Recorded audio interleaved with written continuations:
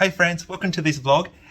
I'm going to be talking about how I'm going to shoot two simultaneous photographs on two different locations using the same blue hour. So the way that I'm going to do that is that I'm going to have to set up one remote camera, and obviously the other camera I'm going to have to man. The remote camera is going to be in my hotel room, so it's secured and controlled, and it's going to be photographing the scene that my friends and I took last night with the Traders Hotel view of KLCC, or KL. Oh, here comes the buildings again. This scene behind me. So I always get stuck with locations names. It's just something when I do on vlogs. Anyway, I might cut that out. So first, let's talk about how I'm going to set up this shot remotely. Okay, so the toys or the weapons of choice for the remote camera is going to be my Canon 5D Mark IV, and I'm going to use something different. I'm going to be using the 16-35 f2 version 2L lens. Now, the reason why I'm using the 16-35, I got to admit that the true answer is I saw one of our other friends, Edwin's photo that he did on the blog, which I'm going to share now. I think he's done a fantastic shot, and I actually do feel a little bit jelly and going, holy crap, wide angle looks fantastic. So take it for what it is. It's I think he did a fantastic photograph. You can check out his blog onto the link that I'm going to put in the comments below. So I'm going to try and get a wide angle shot. So that's where this is going to come in. What you're going to see here is this little device. It's something that I purchased on eBay, on Amazon, I can't remember. This is like a universal lens hood. So that fits into the front of the actual lens, and that's going to help prevent reflections. But I'm also going to do whatever I can to turn off as many lights as I can in my room. But having that is just like doubly trying to mitigate, however you want to call it. So that's the camera setup. The camera is going to be fired off with this remote, which I can set a timer between shots, and it would just do all the timings and stuff, etc. So it's just a glorified remote controlled third party. That's one of the best third party bits of equipment that I own. And the way that I'm going to mount the camera is that I'm going to use this platypod setup with the Gitzo ball head. So that is the remote setup. And I'm going to build up this scene, and I'm going to be working on real time, so there might be a few takes, so I'm explaining as I go.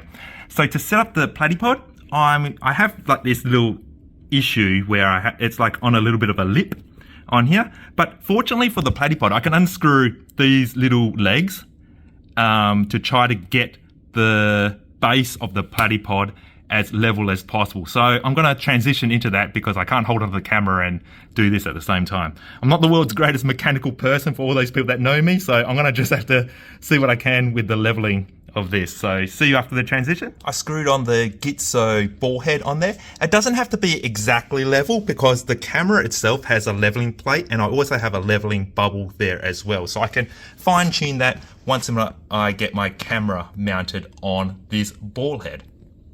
So I just test the stability. Yeah, this should not move if no one comes in and tries to steal my camera, but there's nothing here around that is going to affect that. So tonight, what I'm also going to do is I'm going to pull this blind back and turn off all my lights within my room. Okay, so I'm just fine tuning this scene over here, and I'm cramped up right at the back of my room here. It's kind of comfortable like this. So I actually had to move this pod back because I realized that this protrudes quite forward, and I realized that this isn't going to reach up against the glass. And when I do extend the bellows, because it's like a bellow, I can push this out forward, but then I realized when I look through the viewfinder, being shooting at 16mm on a full frame camera, there happens to be a little bit of vignetting that happens. So there's a compromise. I can suck this thing right up against the thing, but I'm going to get that, it's going to come into a bit of the scene because I can see a little bit of a dark vignetting on the left-hand side of the camera, left of the side. So I'm going to do a bit of a compromise. So is it redundant in this particular shot? To be honest, probably, but I got it on there just in case. So it can do a little bit, but we'll see how it goes. Who knows? If it fails, I got a few more days. So, yeah. Thanks, Edwin. Thank you for taking that wide-angle shot. See what you made me do? You got me going. No, this is good. This is why I bring crazy amount of equipment. It's why I have like 3 or 4 different tripods on a trip. And it's why I get pulled in by the Australian Federal Police in Darwin to check to see if my camera bag wasn't like an electric explosive bomb or not, because yeah, that's what happened. Good on you, Henry.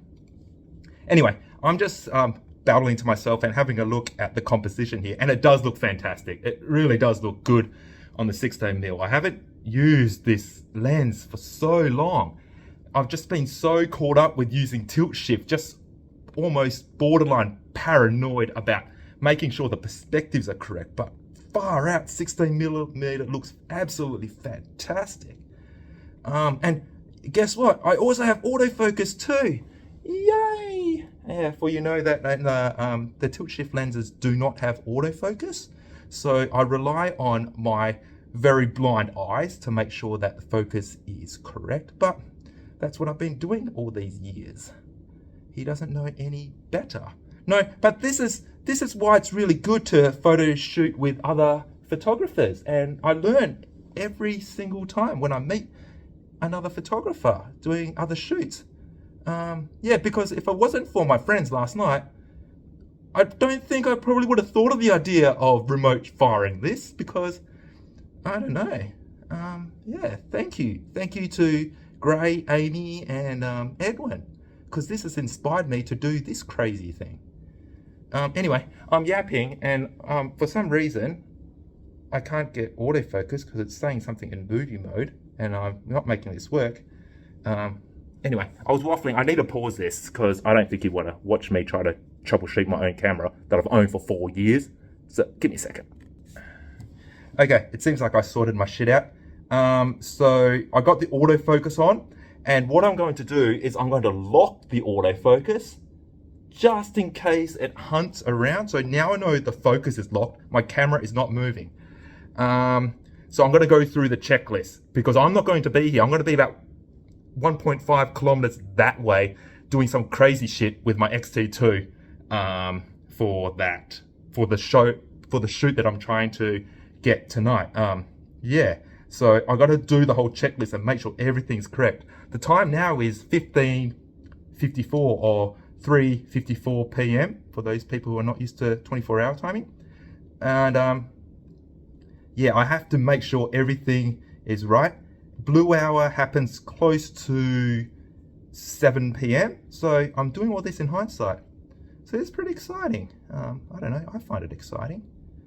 You know, someone at the Petronas Towers, the Twin Towers over the other side, is probably looking through a binoculars, trying to spy voyeurism to all these windows and stuff. To the left of me, to the right of me, to other rooms. There's probably like an orgy that's happening, and he just goes, oh yeah, I see that all the time. But he's looking at me, seeing what I goes, what the fuck is this guy doing?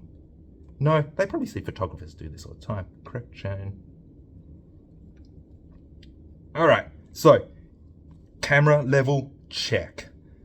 It's actually in perspective correct as well, so I'm not actually doing any tilt. Ah, Henry, see, you don't always, oh wait, now that I see. Ah, I see. I'm going to take a shot down here. It's a bit dark, so I can probably put this into reference so you can kind of see what I am dealing with. What's going on? It's a bit dark. Exposure compensation up, please. Ooh, that looks good. Okay, so if I had tilt shift capability, if you can see the review on this shot, I would just move it so slightly so I don't have that bottom left-hand corner in there. or I can not be lazy and recompose. No, that bottom left-hand corner is actually this here. Actually, can I creep forward? Yes, you can creep forward. You got this much room. Who's going to say no? This is my room. I get to do whatever the fuck I want. So I am going to have to creep a bit forward, and I'm going to have to do this. Okay, cool. So I'm kissing that. Did that disappear? Yes, it did. Oh no, now I'm seeing that top left roof. It's coming into the scene. Plop. Oh, do you want bottom left, or do you want bottom right, or do you want to crop, or do you want to zoom? Let's have a look. I'm at 16mm. If I crop in, nah. Oh, nah. The problem that I'm seeing is if I'm cropping in, I'm losing the top of the antennas of these rather tall buildings. Top left or bottom right, which one's easy to climb? Or you cannot be so paranoid and just tilt the camera up. Just release, be free. No, there's nothing you can do. I'm gonna go. So what I'm going to do, what are you gonna do? What am I gonna do? So I'm thinking as I'm going. I'm gonna move it to a little bit to the left. I should shoot this in video mode so you know what the hell I'm talking about. But just, he's just been, oh gosh, maybe I could, no.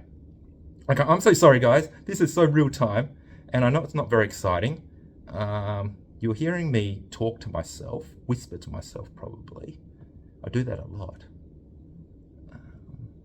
Let's see, just micromanaging this. Everything's down to the millimeter. I'm just really checking the borders of my frame. Just making sure that, you know, everything's there. Like, I do know that there is Photoshop. There is always that option, but I don't like to think like that all the time. Like, I could really just take a shot, +3, and look at it on my computer if I really want. But heck, there's one thing you guys are all forgetting. I'm like the world's most laziest photographer in the world. I don't like doing extra stuff. I don't like carrying extra equipment. I just want to carry 4 tripods, you know? That's nothing that wacky. I'm not that odd, am I? Anyhow, enough of that. Okay, I think I'm going to do this. And there is a serious vignetting that's happened. Fuck it. You're going to use Lightroom and there's this thing called gradient exposure masking. What is that? That's coming from here. If I suck this up just a bit, I'm almost contemplating taking this hood off. Nah, it's not that actually. It's probably just the vignetting of this lens. It's just not an RF lens, Henry. Go buy an R5 and the 1535 f2 RF version. You know, you'll get rid of that vignetting. It only costs you like your kidney. Or you can just do Photoshop. Okay, now if I turn this way, I'm so sorry, people. I know this is not very exciting on the video. I think I might actually pause this. Actually, after all that, I realized there was a much easier way to fix up that dilemma I had. I was too worried about everything on camera left in this way. Why not just turn your camera this way so you can have more buildings on the right and forget about this whole thing on the top left? Duh. So I got that in the way. I got that sorted. So let's have a look at this composition. So let's see where we're at. Okay, so I can see what it looks like. I'm going to turn off this information. Sorry, I'm doing this again, guys and girls. All right, are you happy, Henry? No more bets? Final bets? Okay, ding, no more bets. That's what you've got. So this is the composition for tonight. Camera's not going to move. Now let's set up the remote system.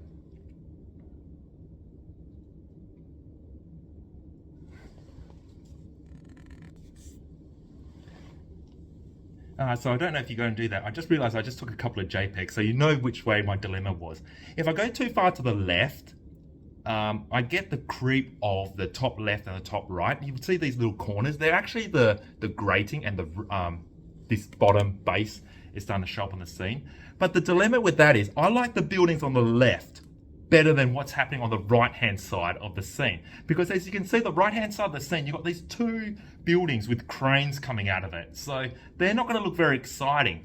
And I think the buildings on the left, it's going to be like occupied and stuff. So you're going to get like those nice city lights. And you got this really nice the bottom corner, which is actually the concourse that heads towards KLCC, which adds like a nice bit of architecture on the left-hand side. So there is quite some nice interest on that left-hand side of the scene. So I've decided I'm going to stick with the left-hand side and deal with the other stuff later somehow. So I want to lock in this composition. I also realized I have to make sure that my batteries are fresh. So I have 3 batteries on this trip. So I've loaded in fresh batteries. I have plenty of SD card space. Make sure that I'm shooting in RAW, not JPEG, because I just did some JPEGs just then. That would be terrible if I forgot that. To be honest, I'm actually shooting RAW and JPEG for this. So yeah, just make sure that I'm shooting in RAW. Now it's time for me to set up the remote. Okay, so between that time and my last transition, I worked out what I want to do for my interval timers. So the way that I'm crossing my fingers to plan this shoot, I want the photo shoot to start at, because I have like 3 controls that I have. Sorry, I'm going to backtrack. I have 3 controls. I can put a delay. So a timer starts, when should the camera take its first shot? And then I can input how long intervals between shots, and then I can also input the total quantity of shots so the whole program stops. So with those 3 bits of information, I'm going to program it so that it starts at blue hour. I use an app called Fotopro to find out exactly when that is going to happen, and but the time from now to blue hour, I'll input that as the delay. I want to take 20-second intervals, therefore there'll be 3 photos per minute, and then I'm going to calculate how many minutes are there between the sunset when I want to start shooting all the way to about plus 15 minutes after civil twilight. So there's a whole bunch of numbers in there, so I'll work it out and I'll write it on the side, and then we'll get back to it. Worked out that golden hour starts at approximately 18:30 and the blue hour ends at 19:20. So that's 50 minutes worth of shoots. 50 minutes worth of shooting. I want a shot every 20 seconds, so there'll be 3 shots per minute. Therefore, I'm going to beg that the remote fires 150 photographs in total between the time starting at 18:30 and finish at 19:20. If my math serves me correctly, I should get my photos. Make sure all batteries are good and pray to the remote god and that rain doesn't just pity patter for all that work. So that is my setup for the remote. Let's talk about the shot that I'm going to plan to take. Oh, I just realized I can't just crank all those numbers like 3 seconds to the 20. It doesn't make any sense because I'm not taking into account the shutter delay for the shutter speed. So say for example, if I have a 2-second shutter speed, that shutter is going to be open, and then once when it closes, that's when the timer will start. So I've also made sure, one thing that I mentioned is that I'm on aperture priority mode.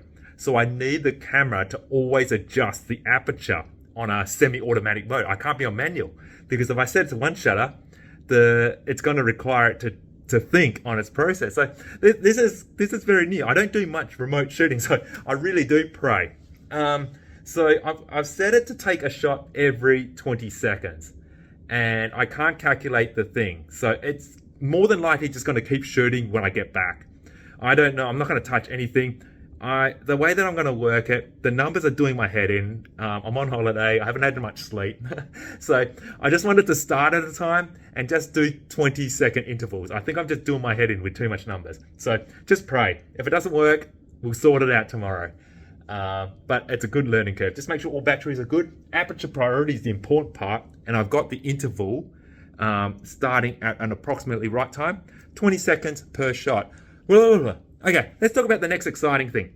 Let's talk about the shot that I am going to walk out and be in person.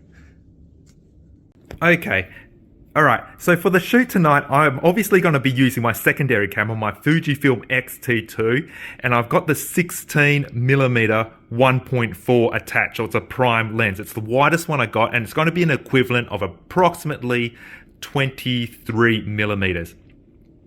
I'm going to take my trusty Benro tripod with the hook, and I'm going to specifically take my retrospective Think Tank bag. Oh, disregard the watches flying out.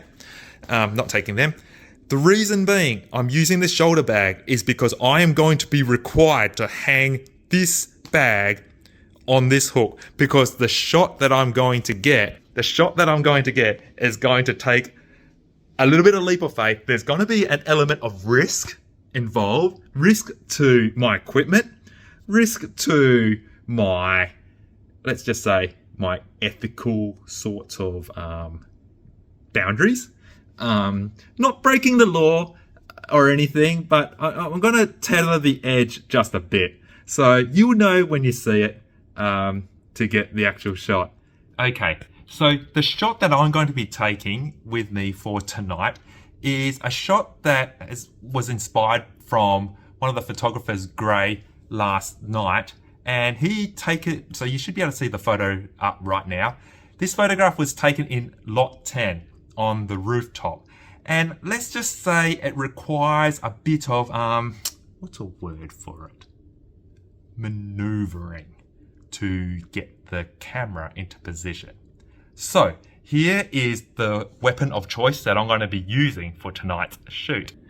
By default, since the Canon is going to be taking the photograph in the room, I am going to be using my trusty X-T2 with the 16 1.4 lens.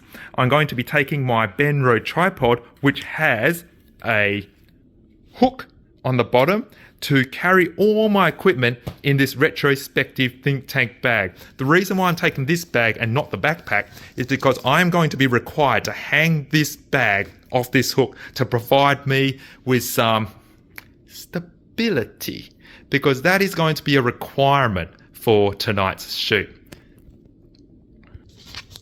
So if all things go well, this camera down here is going to do its job by photographing that, whilst that camera that you see down there and this funky guy is going to go out and try to take this. All right, this should be exciting. I'll keep you guys informed on how everything goes